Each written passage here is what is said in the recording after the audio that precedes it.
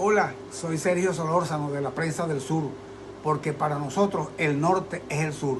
Y comienzo las noticias de hoy, 3 de agosto 2026, con el Nacional, que en su primera página destaca el aniversario número 83 de este prestigioso diario nacional, que ahora aparece en digital y en el exilio, por cuanto toda su maquinaria y toda su estructura inmobiliaria fue secuestrada por el chavismo.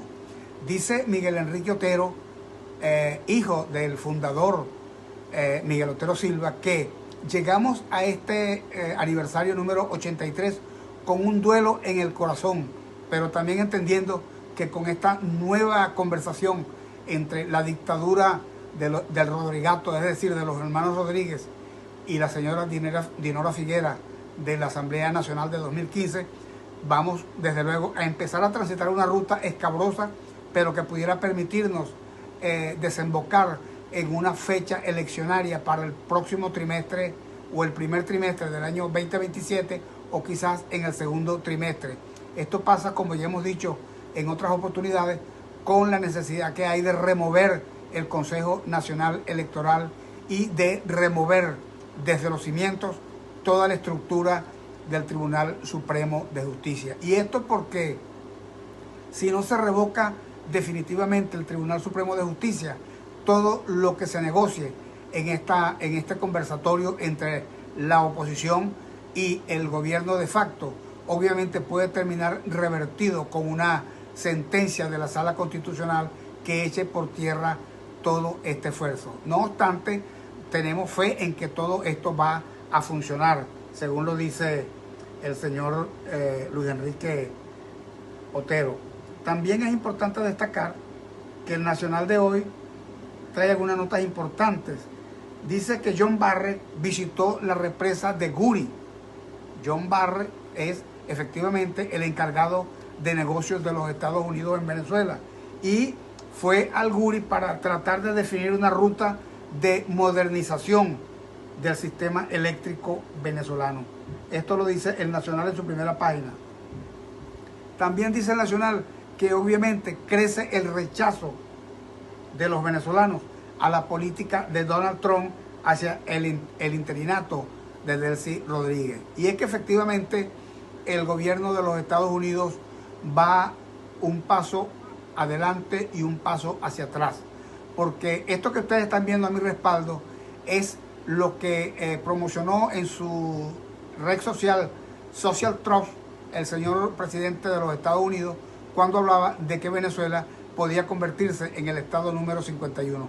Como ya dije en el anterior programa, obviamente esto va a traer varias aristas y que desde luego no podemos enfocarnos en que efectivamente eso va a ser de esa forma. Pero el señor presidente de los Estados Unidos lo trajo a colación y obviamente nosotros estamos obligados a tratar y a entender este mensaje. Sin embargo, el grueso de la población venezolana, incluyéndome, creemos que necesariamente Venezuela tiene las herramientas, va a conseguir un camino después de este nuevo conversatorio entre el Rodrigato y la oposición presidida por la señora Dinora Figuera, que es representante de la Asamblea Nacional de 2015. Esto va a traer como consecuencia que efectivamente empecemos a transitar una ruta, como ya dije, que desemboque en una fecha para elecciones el próximo año. Esto, grosso modo, es lo que trae el Nacional en su primera página.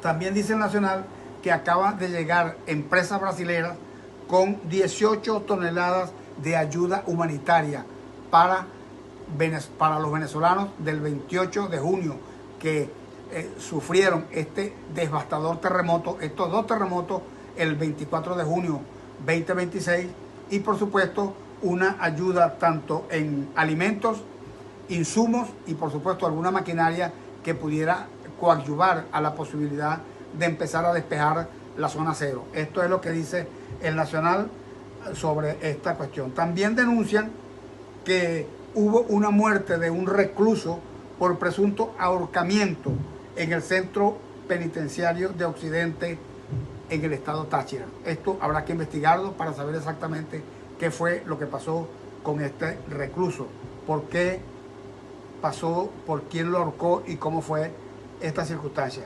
Esto, a grosso modo, es lo que dice el Nacional del día de hoy. Y en cuanto a la prensa internacional, tenemos lo que dice CNN en su primera página. Dice, el presidente Donald Trump dice que las petroleras están ganando demasiado dinero durante la guerra en Irán o la guerra con Irán. El presidente Donald Trump dijo este lunes que las compañías petroleras como Chevron y ExxonMobil están ganando demasiado dinero en medio de los picos del precio del petróleo relacionado con la guerra en Irán y por supuesto con el aumento de la gasolina. Esto fue lo que dijo el presidente Donald Trump.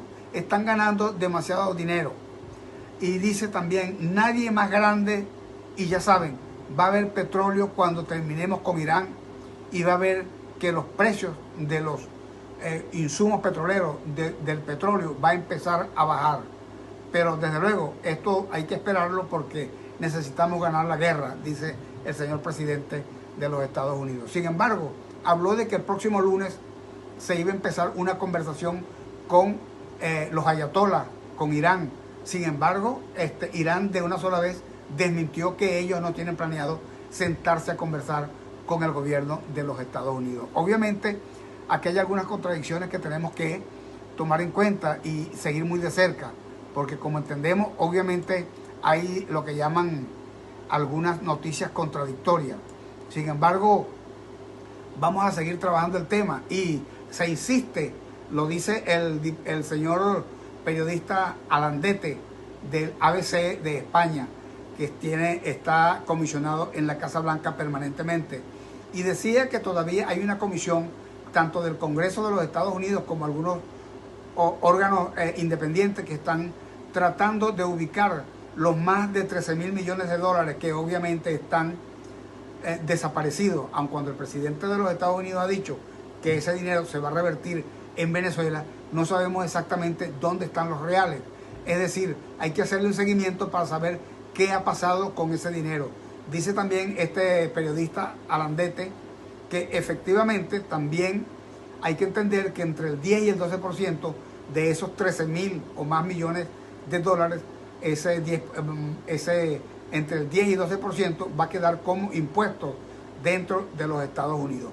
Ojalá y desde luego todo esto se aclare para que los venezolanos entendamos qué va a pasar con ese dinero y si ese dinero más temprano que tarde va a llegar a la dictadura o por el contrario, el gobierno de los Estados Unidos lo va a administrar para que cuando se produzca la transición ese dinero pueda revertirse en seguridad social, en seguridad ciudadana, en mejor calidad de vida, en mejores productos de la cesta básica, en mayor alimentación para la ciudadanía venezolana, para la sociedad venezolana. Obviamente todo está por verse, pero sin embargo vamos a seguir hurgando en las noticias para hacerles llegar a ustedes lo más relevante de lo que llaman las noticias internacionales y desde luego las noticias de Venezuela, que de alguna forma son las que nos competen directamente a nosotros. Desde luego, hasta aquí las noticias más importantes del día en la prensa del sur, porque para nosotros el norte es el sur. Feliz tarde.